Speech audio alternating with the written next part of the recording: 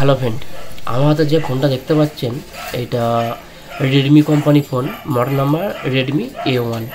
তো এই ফোনে যদি মাইক্রোফোনের সমস্যা আসে তো কীভাবে স্টেপ বাই স্টেপ প্রত্যেকটা লাইন চেক করে খুব সহজে প্রবলেম সলভ করবেন।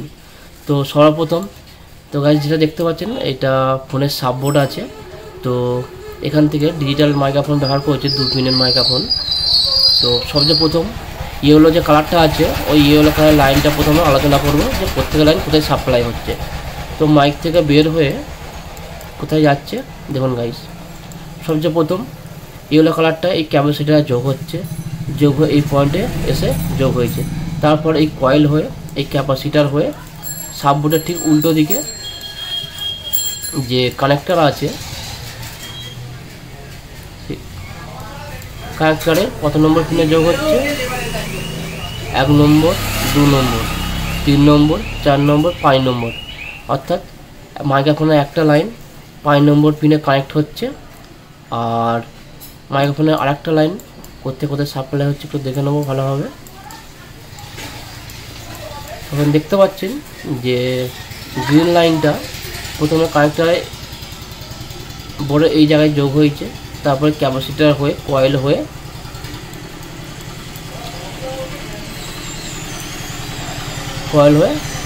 কত নম্বর পিনে যোগ হচ্ছে, 1 নম্বর, 2 নম্বর, 4 নম্বর, 5 নম্বর, 6 নম্বর পিনে যোগ হয়েছে। তো এটা আমার সাববোর্ড গেল। এরপরে এখান থেকে যে ফ্লেক্স পাত্তা হয়, পাত্তার সঙ্গে যে মেন যে মাদারবোর্ড হয় সেই মাদারবোর্ডে গিয়ে কীভাবে যোগ হচ্ছে সেটা আমি আবার চেক করে নেব। তো মাদারবোর্ডের যে কানেক্টরটা দেখতে পাচ্ছেন এই কানেক্টরের ইয়েলো লাইনটা অর্থাৎ হলদে লাইনটা 1 নম্বর, 2 নম্বর, 3 নম্বর, 4 নম্বর, 5 নম্বর পিনে যোগ হয়েছে। যোগ হয়ে কোথায় যাচ্ছে ভালো লক্ষ্য করবেন গাইস, একটু মিস্টেকের কারণে আপনার প্রবলেম সলভ হবে না।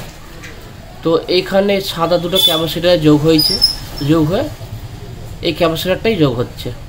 তারপরে ক্যাপাসিটার এই মাথা থেকে হয়ে সরাসরি পাওয়ার আইসির মধ্যে প্রবেশ করেছে।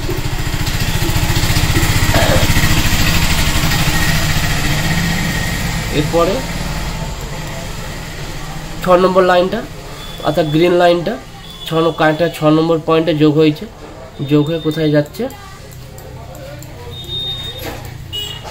দেখুন গাইস, 6 নম্বর লাইনটা পাওয়ার আইসির এই যে ক্যাপাসিটার দেখতে পাচ্ছেন এখানে পরপর 3টে ক্যাপাসিটার আছে, তার মধ্যে নিচের ক্যাপাসিটার এই পয়েন্টে যোগ হয়েছে, এই পয়েন্টে যোগ হয়ে সরাসরি পাওয়ার আইসির মধ্যে প্রবেশ করেছে।